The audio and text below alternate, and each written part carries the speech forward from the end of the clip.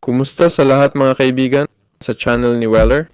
Ngayon ipapakita ko ang 5 paraan para maglinis ng space sa Windows 10 at 11. Para dito, buksan ang run at i-type natin ang prefetch. I-click ang OK, i-click ang continue.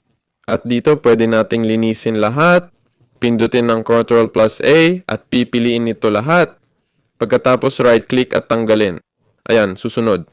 Buksan ulit ang run, i-type ang temp, pwede rin tanggalin gamit ang Ctrl+A, right-click at delete. Ayan, susunod. Buksan ulit ang run.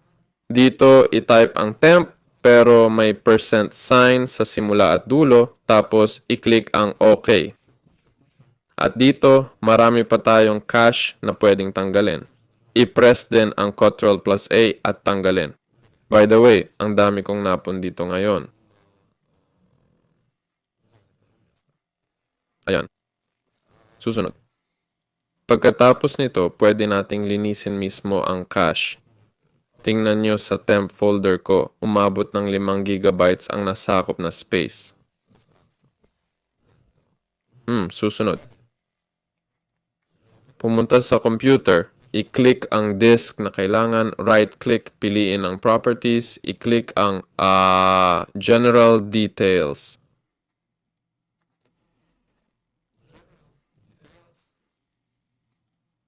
At dito makikita natin kung gaano kalaki ang ginamit sa disk.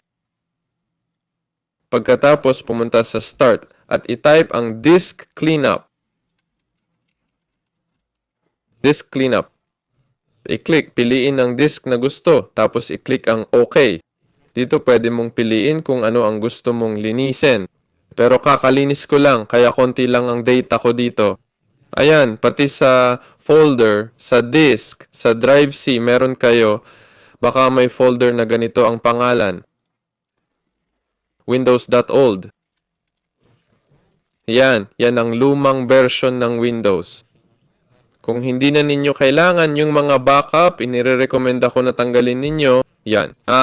Pwede rin ninyong tingnan ang inyong mga apps. Pumunta sa Start, i-type ang Apps, Settings, Apps, Installed Applications. Dito, maglo-load lahat. Pwede ninyong piliin ang disk kung saan naka-install at unti-unting linisin. Para dito, i-click lang. Halimbawa, yung 3 tuldok o ano ang tanggalin? I-click ang 3 tuldok. I-click ang uninstall. I-click ang uninstall. Yan at ganyan, tanggalin lahat ng hindi na kailangan. Kasama ninyo si Weller. Paalam sa lahat.